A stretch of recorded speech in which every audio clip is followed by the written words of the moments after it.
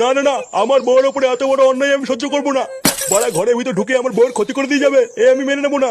আর তোমার বউয়ের যখন এত বড় ক্ষতি করলো তখন তুমি কোথায় ছিলে? লেওড়া আমি তো ঘুমাচ্ছিলাম, আমি কি করে জানবো ঘরে ঢুকে পকপক করে যাবে? বোধহয় বালচা ক্লাবের পল্টু যদি আমি বাল না ছেড়ে ফেলেছি তাহলে আমার নাম বান্টু না। আহা বান্টু, তুমি একটু শান্ত হও। তুমি নিজের চোখে দেখেছো তো এটা পল্টুরই কাজ? হ্যাঁ লেওড়া, আমি নিজের চোখে দেখেছি আমার বউয়ের পাশে শুয়ে রয়েছে। চোরের বাচ্চাটা গাঁজা খেয়ে আমার ঘরে ঢুকে বউয়ের পুঙা মেরে দিয়ে গেছে, আমি লেওড়া ওকে ছাড়বো না। এ কি দাদা, এখানে কি হয়েছে? বাড়া ওই পাড়ার বালচা ক্লাবের পল্টু কানকির ছেলেটা গাঁজা খেয়ে কাল রাতে আমার ঘরে ঢুকে বউর সাথে পক করে গেছে। না না, আমরা এর একটা মিহিত চাই। লেওড়া আজকে গাঁজা খেয়ে ওর বউর গুষ্টির গার মেরেছে, কিন্তু কালকে যে গাঁজা খেয়ে আমাদের ঘরে ঢুকবে না তার তো কোনো গ্যারান্টি নেই। আমরা লেওড়া এর একটা মিহিত চাই, ওই পল্টুর গার মারতেই হবে। শুধু ওই পল্টুকে কেনালেই হবে না, এর ভিতরে আমার ছেলেও আছে। লেওড়া আজকে সব কটার গার ভাঙবো। চলো ভাই সব, আজ ওই বালচা ক্লাবে আগুন ধরিয়ে গায়ে মেরে দেবো।